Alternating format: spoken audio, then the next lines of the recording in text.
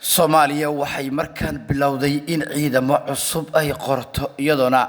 dowladda Soomaaliya ay garab istaag arintaas ku saabsan ay ka heshay dal saaxiibo la ah isla markaana ka shaqeynaya sidii ciidanka Soomaalidu ay isugu filaan lahaayeen ugana maarmi lahaayeen ciidanka shisheeye ee xiliyahooda aanay ka soo bixin marka la eego dhanka howlgallada iyo xaaladaha kala duwan ee soconaya saraakiil iyo khubaro ka socda dowladda federaalka Soomaaliya ayaa shirkii ugu dambeeyay ee Addis Ababa ka dhacay ee khubarada ciidamada wadamada ay ka joogaan Soomaaliya ka socday waxa ay horgeeyeen qodobo ku aadan qaabka ay dowladda Soomaaliya xilligan ugu baarandigayso in ay dhamaystirto ama buuxiso sugidda amniga dalkeeda taas oo ka dhigaysa in haddii dowladda federaalka qorshahan uu u dhaqan galo ka dhigi doonta in ay wado dadaal xooggan oo ku saabsan arrimaha hadda kor ku xusan xubno sare oo ka tirsan dowladda federaalka Soomaaliya waxay dhanka kale warbaahinta qaarkood u sheegeen in dhaqdhaqaaqyada socda ee ku aadan in ciidanka dowladda federaalka Soomaaliya ay sameynayaan howlgallo baaxad weyn oo ay ku doonayaan inay ku gaaraan gunta deegaanada ay dowladda federaalka u aragto in culayska dhanka amniga uu ka soo kori karo iyadoona saraakiisha ciidanka dowladda iyo khubarada kala duwan ee Soomaaliya garab siinaya ee qaarkood ka socda Turkiga iyo dalalka kale ee saaxiibada la ah in ay markaan bilaabeen sidii ay u raadin lahaayeen saldhigyo iyo goobo kala duwan oo xarumo u noqon kara ciidankaasi si ay u sugaan qorshaha lagu adkeenayo amniga guud ee dalka iyadoona taasi ay keenayso in saraakiisha iyo khubaraduba ay bilaabaan dhaqdhaqaaqyo xooggan oo arrintaasi la xiriira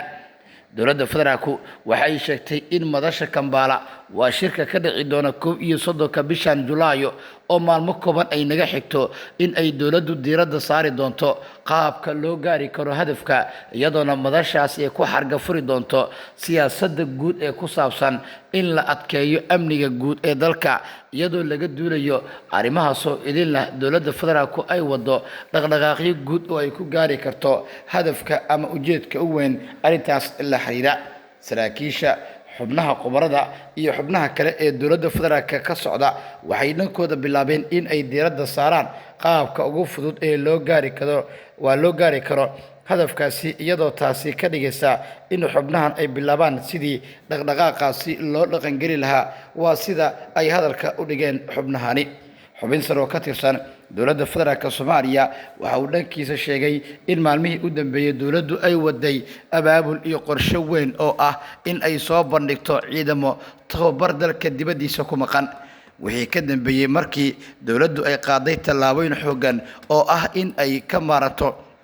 ciidanka shisheeye ilaalintooda madaxda iyo mas'uuliyiinta kala duwan ee dowladda federaalka Soomaaliya waxaa socday dhaqdhaqaaqyo xooggan oo arrimahaas idin lagu saldhigi karo taasoo keentay in mas'uuliyiinta dowladda federaalka Soomaaliya ay bilaabaan dhaqdhaqaaqyo xooggan oo qorshaha guud amniga dalkooda ay ku sugi karaan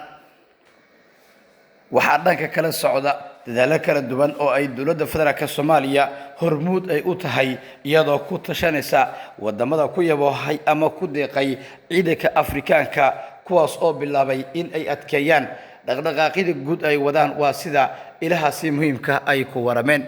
xubin sare oo ka tirsan dowladda federaalka Soomaaliya waxa uu sheegay in maalmihii u dambeeyay dowladdu ay waday dhaqdhaqaaqyo xooggan oo ay ku dhisayso kuna hagaajinayso ciidamadeeda taasoo keenaysa in mustaqbalka dhow dowladda federaalka Soomaaliya ay ku dhawaaqdo in ay gebi ahaanba ka maaranto ciidanka shisheeye ee Soomaaliya jooga laakiin arrinta ugu weyn ee taagan waa in shidaalka Soomaaliya dhinaca uu ka imaanayo marka la hubsado in arrintaas dowladdu ay ku dhawaaqi doonto taasoo ka dhigaysa in saraakiisha iyo mas'uuliyiinta dowladda federaalka Soomaaliya in ay bilaabaan dhaqdhaqaaqyo xooggan oo ay uga faa'iideysanayaan kheyraadkooda dabiiciga taa oo keeni karta in mas'uuliyiinta Ankara Muqdisho iyo Islamabad ay ka shaqeeyaan sidii loo xoojin lahaa dhaqdhaqaaqyada guud geesta kale dowladda Turkiga ayaa Soomaaliya waxay keeni doontaa maraakiib iyo doomo dagaal kuwaas oo loogu talagalay in amniga badda Soomaaliya ay sugaan ama adkeeyaan haddii arrintan suuragal ay noqoto waxay ka dhigi doontaa in dowladda Soomaaliya in markaan marinbadeedkeeda ee amniga ayaa aad u adkee doonto iyadoo ka duuleysa dhaqdhaqaaqyada iyo culeyska dhanka geeska Afrika ku soo kordhay oo ay wadaan dalalka reer galbeedka ee raba in xaaladda ka jirta marinka Hormuz in ay u soo raraan dhanka gacanka cadmeed oo ay Soomaaliya si toos ah u saameynayso marka la eego dhaqdhaqaaqyada kala duwan ee dhankaas ee ka wado wixii warar iyo dhacdooyin arrimahan ka soo kordha baahinteena xigta warbaahinta Xuraansi ku daawo waad ku maasan tahay daawashada iyo ku xirnaanta janalkayga sidoo kale wixii talo iyo tusaalaana qaybta hoose faalada ayaad nagu wadaagi kartaa maasanid